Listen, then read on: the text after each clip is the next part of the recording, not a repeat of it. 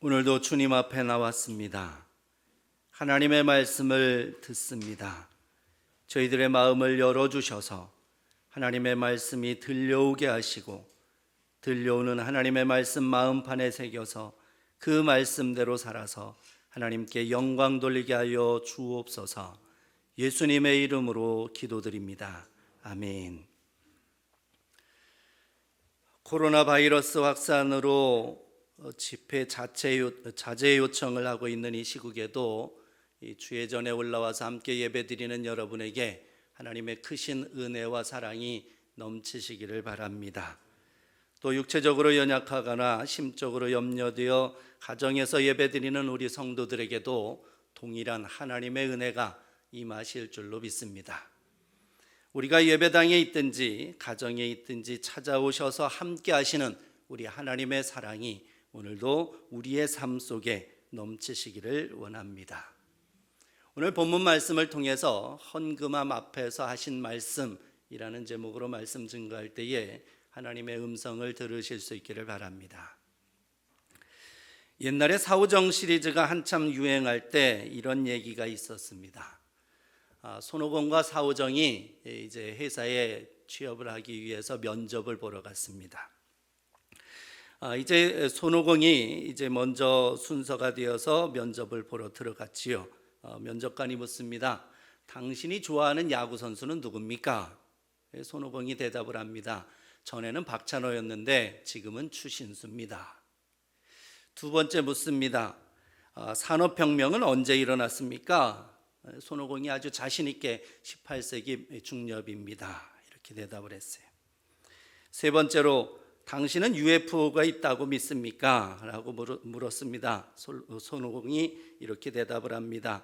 과학적으로는 증명되지 않았지만 저는 그렇다고 믿습니다. 손오공이 면접을 잘 마치고 나왔습니다. 이제 사오정이 들어가야 되는데 이제 걱정이 되는 거예요. 들어가면 어떻게 대답을 해야 되나. 그래서 손오공에게 이제 묻는 거죠. 뭐 묻느냐고, 뭐 어떻게 대답을 했느냐고. 그래서 이제 그거를 잘 듣고 메모를 합니다. 첫 번째 질문에는 예전엔 박찬호였는데 지금은 추신수. 두 번째 질문에는 18세기 중엽. 세 번째 질문에는 과학적으로는 증명되지 않았지만은 저는 그렇다고 믿습니다. 그걸 달달달달 외웠습니다. 그리고 이제 드디어 사오정의 순서가 되어서 면접을 보러 들어갔습니다. 면접관이 이제 질문을 하지요. 당신 이름이 뭡니까? 네. 전에는 박찬호였는데 지금은 추신수입니다. 면접관이 이게 뭐야? 이거 지 이름도 몰라? 그래서 두 번째 질문을 하는 거죠. 당신 초등학교 언제 나왔습니까? 18세기 중엽입니다. 그랬더니 뭐 이런 놈이 다 있어 이거. 그래갖고 화가 나가지고 너 바보야? 그랬더니 네, 과학적으로는 증명되지 않았지만 저는 그렇다고 믿습니다. 이렇게 대답을 했다는 얘기예요. 참 재밌는 얘기인데 이 이야기는 우리가 남의 말은 안 듣고 자기 말만 하는 사람을 빗대어서 하는 얘기입니다. 우리 살아가다 보면 이런 사람 많이 만나잖아요. 그죠? 대화를 하는데 대화가 안 되는 사람. 뭐 말을 듣고 대답을 해야 되는데 자기 말만 하는 거예요. 그죠? 그래서 그런 사람하고 대화를 하다 보면은 고구마 몇 개 먹다가 목에 탁 걸린 것처럼 그렇게 답답할 때가 있습니다. 예수님 당시에도 그런 사람들이 있더라고요. 예수님 당시에도 바로 바리새인이라고 하는 사람들이 이 사오정 같은 사람들이에요. 예수님 당시에 이제 유대교회에는 4개의 분파가 있었습니다. 이제 바리새파가 있었고 사두개파가 있었고 에세네파가 있었고 열심당이 있었습니다. 이 바리새파 사람들은 율법을 연구하고 율법대로 살고 율법을 가르치는 그야말로 구별된 삶을 사는 그러한 사람들입니다. 그래서 모든 사람들에게 존경받고 그리고 인정을 받는 사람들이었죠. 그에 비해서 이제 사두개파 사람들은 이제 제사장 후손들로서 이제 이 나라의 독립을 어떻게 하면 독립을 시킬까? 그러면서 이제 에세의 힘을 힘입어서 독립을 꿈꾸는 그러한 사람들이 바로 사두개파 사람들입니다.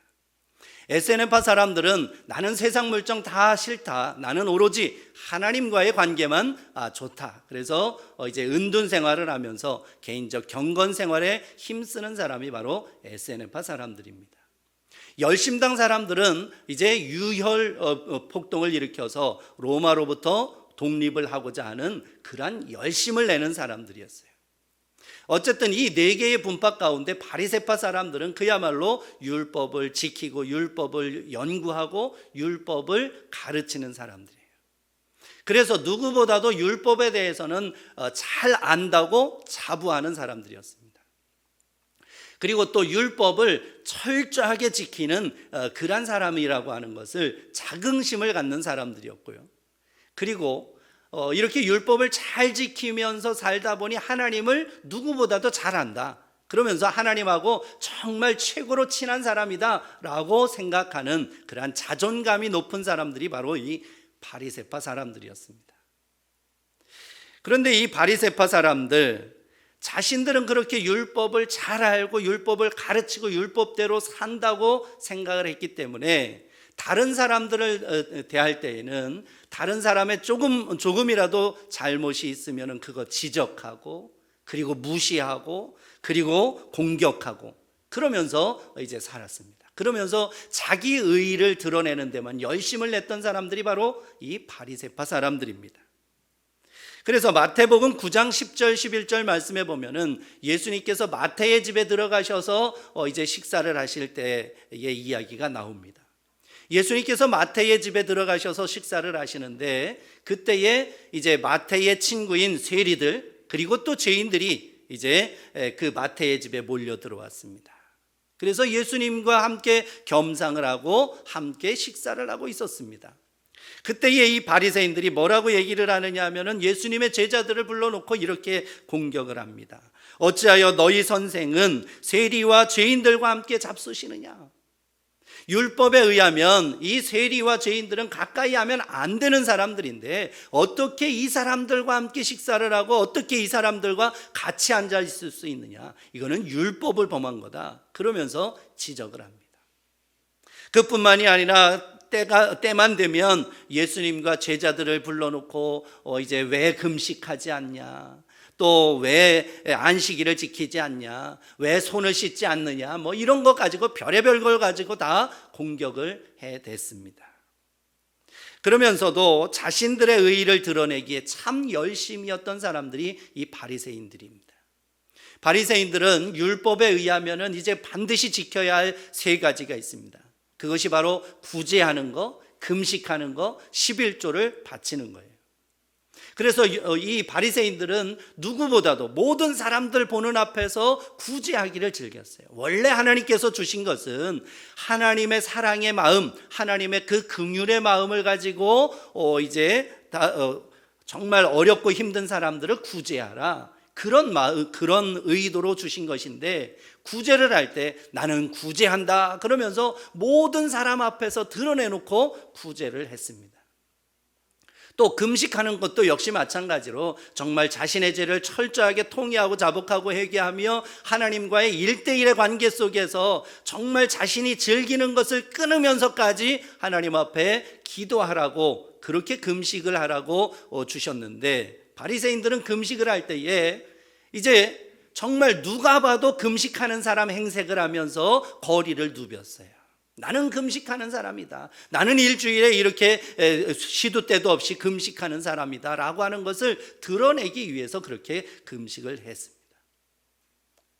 또 11조를 드릴 때에도 마찬가지입니다. 이제 11조는 하나님의 것을 구별하여 하나님 앞에 감사하는 마음으로 드려야 되는데 모든 사람들의 시선을 집중시키면서 나 지금 11조 한다 그러면서 땡그랑 소리가 아주 청아하게 울리도록 그렇게 11조를 바쳤던 사람들이 바로 이 바리새인들입니다. 자, 그래서 예수님께서는 예수님의 제자들을 불러놓고 이 바리새인들의 행실에 대해서 말씀하신 적이 있습니다. 마태복음 23장 3절부터 7절 말씀에 보면은 이렇게 말씀하셨어요. 그러므로 무엇이든지 그들이 말하는 바는 행하고 지키되 그들이 하는 행위는 본받지 말라. 그들은 말만 하고 행하지 아니하며 또 무거운 짐을 묶어 사람의 어깨에 지우되 자기는 이것을 한 손가락으로도 움직이려 하지 아니하며 그들의 모든 행위를 사람에게 보이고자 하나니 곧 그 경문띠를 넓게 하며 옷수를 길게 하고 잔치의 윗자리와 해당의 높은 자리와 시장에서 문안받는 것과 사람에게 랍비라 칭함을 받는 것을 좋아하느니라. 이렇게 말씀하셨어요. 그야말로 이 바리새인들은 하나님은 안중에 없는 거예요. 오로지 사람들에게 관심 받는 거, 오로지 사람들에게 인정받고 존경받는 거, 거기에만 집중하며 살았던 것입니다. 그래서 예수님께서 그거는 잘못된 것이다 라고 하시면서 이제 바른 믿음, 율법에 대한 바른 정신, 또 하나님께서 주신 그 율법을 주실 때의 그 의미, 이것에 대해서 시시로 이제 말씀을 해 주셨습니다. 특별히 이제 마태복음 5장에 보면은 산상수훈의 말씀이 있습니다. 그 산상수훈 가운데에서도 예수님께서 바리새인들의 그 잘못된 율법에 대한 의식, 그것을 바로잡아 주시는 그러한 장면이 나옵니다. 그래서 율법의 여러 가지 계명들을 하나씩 이제 거론을 하시면서 그 본래의 의도에 대해서 말씀을 해 주십니다. 먼저 살인하지 말라라고 하는 계명이 있지요. 살인하지 말라. 바리새인들은 육체적인 다른 사람의 생명을 이제 해하지 않았으니까 나는 이 계명에 대해서 자유롭다. 나는 살인하지 않았으니까, 다른 사람 해치지 않았으니까 나는 이 계명 지켰다라고 하면서 이제 안도의 마음을 가지고 있었습니다. 그럴 때 예수님께서 뭐라고 말씀을 하십니까? 형제에게 노하고 욕하고 저주하는 것까지 살인의 범주에 들어간다고 말씀을 하셨어요. 사실 실제적으로 바리새인들은 형제를 향해서 노하고 분내고 욕하고 저주하는 거 수시로 했어요. 그러나 사람의 생명은 해하지 않았죠. 그것 가지고 자기는 계명을 지켰다고 생각을 했던 것입니다. 그러나 예수님은 그거 아니라는 거예요. 두 번째, 간음하지 말라라고 하는 계명에 대해서도 바리새인들은 행동으로 간음을 저지르지만 않으면 계명을 준수하는 것이라고 그렇게 생각을 했어요. 그런데 예수님은 뭐라고 말씀을 하십니까? 음욕을 품고 여자를 보는 자마다 마음에 이미 간음하였느니라 라고 말씀을 하셨습니다. 그리고 바리새인들은 눈은 눈으로 이는 이로 갚으라 라고 하는 구절을 근거로 원수 갚는 것을 정당화했지만 예수님은 이렇게 말씀을 하십니다. 누구든지 내 오른뺨을 치거든 왼편도 돌려대며 또 너를 고발하여 속옷을 가지고자 하는 자에게 겉옷까지도 가지게 하며 또 누구든지 너를 억지로 오리를 가게 하거든 그 사람과 심리를 동행하고 내게 꾸고자 하는 자에게 주며 내게 꾸고자 하는 자에게 거절하지 말라라고 말씀을 하셨습니다. 그러니까 상대방을 배려하고 이해하고 그리고 품어주라고, 자기를 희생하면서까지 그렇게 살아야 된다는 것을 예수님은 말씀을 하신 것입니다. 그리고 내 이웃을 사랑하고 내 원수를 미워하라라고 하는 그러한 율법 조항을 거론하면서 바리새인들은 원수를 미워하는 것을 정당화했습니다. 그러나 예수님은 뭐라고 말씀을 하십니까? 너희 원수를 사랑하며 너희를 박해하는 자를 위하여 기도하라 라고까지 이 적극적으로 사랑을 베풀 것을 말씀해 주셨습니다. 그러니까 바리새인들은 단순히 문자적으로만 연구를 한 거예요. 그리고 그 문자적으로만 그 율법을 지키려고 애썼던 것이죠. 그러나 예수님은 그거 아니라는 거예요. 율법의 진정한 정신, 이 율법을 주신 하나님의 의도를 깨닫고 그 의도대로 하나님의 말씀대로 살라고 말씀을 하신 것입니다. 그러나 바리새인들은 잘 깨닫지를 못합니다. 알아듣지를 못합니다. 자기들이 이제까지 관습, 전통, 습관 거기에 얽매여 있기 때문에 예수님의 말씀이 들어오지를 않는 거예요. 자기만 옳다고 생각을 하는 거죠. 그래서 예수님께서 이제 또 다른 방법으로 이제 바리새인들의 그 잘못된 것을 이제 지적을 하시는데 그것이 요한복음 8장에 나옵니다. 그 요한복음 8장을 보면은 예수님께서 충격요법을 사용하십니다. 깨닫고 그리고 아파하면서 스스로 깨달을 수 있도록 그렇게 이제 충격요법을 사용을 하십니다. 첫 번째가 뭐냐 하면은 양심의 가책을 느끼게 하셨어요. 우리가 1절부터 11절 말씀에 보면은 무슨 내용이 나왔습니까? 지난번에 우리가 묵상을 했는데 서기관과 바리새인들이 간음 현장에서 잡았다고 끌고 온 한 여인의 이야기가 나옵니다. 이 여인을 끌고 와갖고 바리새인들이 예수님께 질문을 하잖아요. 어떻게 할 거냐? 질문의 의도가 있습니다. 그들이 질문하는 의도는 예수님께서 어떻게 말씀하시는지 듣고 예수님을 공격할 의도로 또 아니면 고발할 의도로 이렇게 질문을 한 거예요. 예수님께서 사랑의 마음, 긍휼의 마음을 가지고 용서해줘라, 풀어줘라 이렇게 말씀을 하시면은 율법을 범했다고 고발하려고 지금 눈에 불을 켜고 있는 거예요. 혹시 예수님께서 그러면 율법대로 그대로 돌로 쳐라 이렇게 말씀을 하시면 사랑 외치더니 저렇게 무자비할 수가 있나? 그러면서 예수님을 공격할 요량으로 지금 질문을 하고 있었던 거예요. 그럴 때에 예수님께서 그 의도를 다 아시기 때문에 거기에 즉답을 하지 아니하시고 어떻게 하셨습니까? 땅에 엎드려서 글을 쓰셨습니다. 땅바닥에 글씨를 쓰셨어요. 그랬더니 그 글씨 쓰시는 예수님의 모습을 보고 거기에 모여있던 서기관들과 바리새인들이 양심의 가책을 느낍니다. 찔림받은 거지요. 그리고 예수님께서 다시 일어나셔서 하시는 말씀이 너희 중에 죄 없는 자가 먼저 돌로 치라 라고 말씀하셨을 때에 어른으로부터 시작해서 젊은 사람에 이르기까지 하나씩 둘씩 돌 내려놓고 나갔다고 기록하고 있습니다. 예수님께서 땅바닥에 무슨 글씨를 쓰셨는지 성경에는 나오지 않지만 어쨌든 예수님께서 쓰신 그 글씨를 보고 바리새인들은 양심의 가책을 느꼈던 것이죠.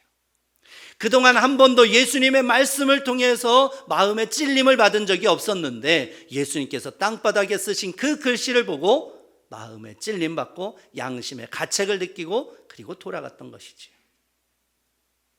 그리고 두 번째로 예수님께서는 그들의 무지함을 깨닫게 하시는 것을 오늘 말씀을 통해서 보게 됩니다.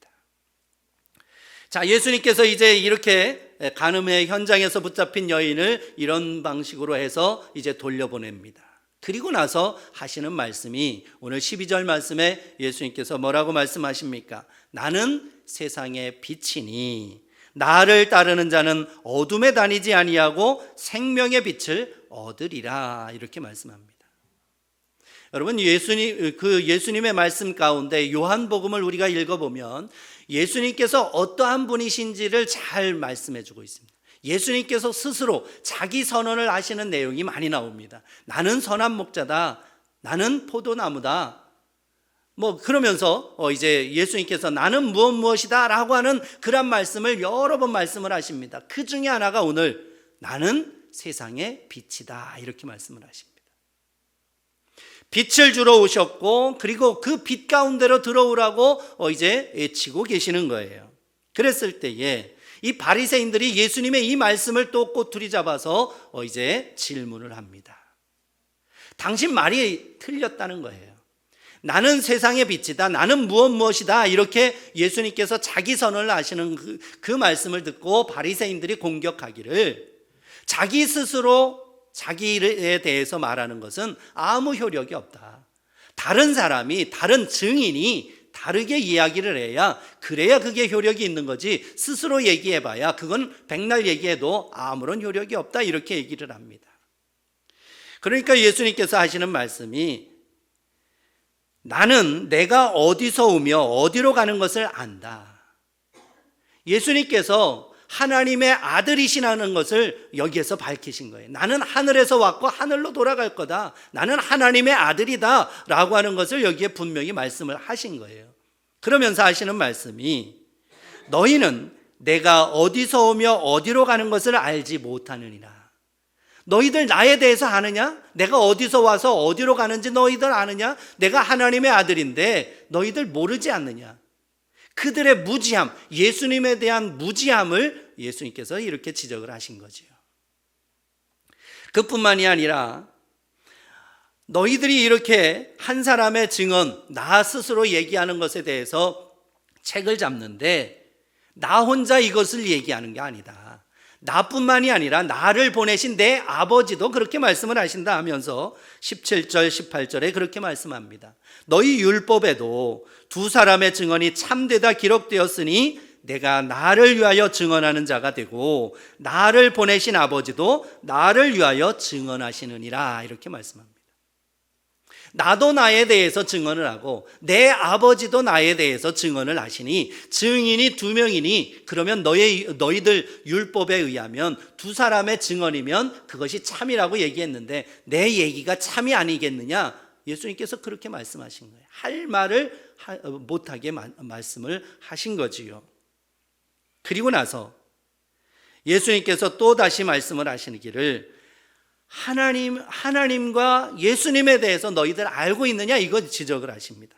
19절 말씀해 보면은 너희는 나를 알지 못하고 내 아버지도 알지 못하는도다. 나를 알았더라면 내 아버지도 알았으리라. 그러니까 바리새인들이 율법에 대해서도 잘한다고 생각을 하고 하나님에 대해서도 잘한다고 생각하고 하나님하고 아주 친하다고 생각을 하면서 그렇게 뻐기고 자부심을 갖고 자긍심을 가졌던 그 바리새인들에게 예수님께서 하시는 말씀이 너희들 아는 게 뭐 있냐? 나에 대해서 아느냐? 율법에 대해서 아느냐? 하나님 아버지에 대해서 아느냐? 아는 거 하나도 없지 않느냐? 그러면서 그들의 무지함을 깨닫게 하신 겁니다. 충격이죠. 다 안다고 생각하는데 하나도 모른다고 말씀을 하시니 충격을 받는 거죠. 그리고 세 번째로 예수님께서 이제 말씀을 하십니다. 세 번째로 예수님께서 이 바리새인들에게 그들의 의식함을 지적하셨어요. 이들의 그 의식적인 행동, 그야말로 하나님의 의도, 하나님의 뜻과는 전혀 상관이 없는 그야말로 사람들에게 보이기 위한 의식적인 행동, 형식적인 행위, 그것을 지적을 하신 거예요. 이것을 지적하시기 위해서 예수님께서 헌금함 앞에서 이 말씀을 하신 거예요.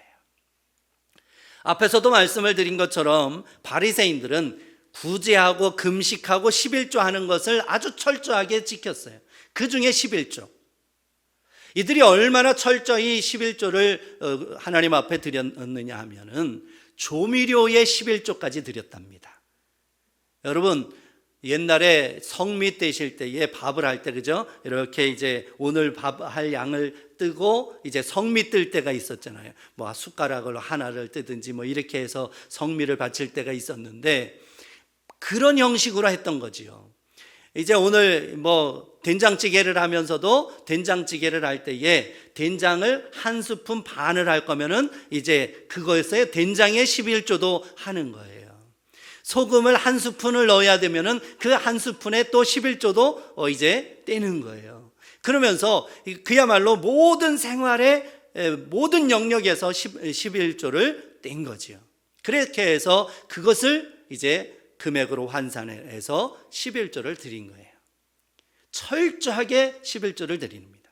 정말 대단하죠. 그것까지는 우리가 본받을 만합니다. 그런데 이 바리새인들 그렇게 철저하게 11조를 떼었으면 정말 그야말로 하나님의 것을 구별하여 드렸고 하나님께서 주신 것에 대해서 감사하는 마음으로 이렇게 준비를 했으면 그야말로 하나님만 바라보면서 하나님께 드려야 되잖아요. 그런데 바리새인들 어떻게 드렸을까요? 11조를 드릴 때 헌금함 앞에서 큰 기침을 하는 거예요. 그러면서 나 지금 11조 할 거야. 그러면서 잘 들어봐. 그래서 11조를 하면 그 당시에는 이제 그 헌금함이 이렇게 이제 나팔처럼 생겼다는 거예요. 그래서 위에서 헌금을 넣으면 이게 쑥 내려가면서 붕 하면은 이제 소리가 쫙 울리게 그렇게 만들었다는 거예요. 그래서 어떻게 하면 소리를 아름답게 크게 낼까? 이거 궁리하면서 하여간 그렇게 모든 사람들의 시선을 집중시키면서 11조를 바쳤다는 거예요. 예수님께서 그것을 말씀하시는 거예요. 이것이 잘못됐다는 거예요. 하나님께서 주신 의도, 하나님께서 원하시는 그 뜻, 그것을 생각해야지 이렇게 의식적으로 행위적, 형식적 이러한 행동은 하나님께서 기뻐하시지 않는다는 것을 말씀을 하신 것입니다. 그래서 율법을 연구하고 율법을 가르치고 율법을 준수하는데 아주 탁월한 바리새인들이지만은, 그러나 그들의 문제는 자신들의 전통과 관습에만 얽매였다는 것이에요. 그것만 아는 거예요. 하나님의 의도, 하나님의 뜻, 하나님의 말씀, 그거는 생각하지 아니하고 자신들의 전통, 자신들의 관습, 이제까지 행했던 그 습관, 그것만 옳다고 생각을 했던 것이지요. 그래서 예수님께서 그거 아니라는 거예요. 하나님의 말씀대로 살라는 거죠. 하나님께서 율법을 주신 그 의도대로 살라고 이 말씀을 주신 겁니다.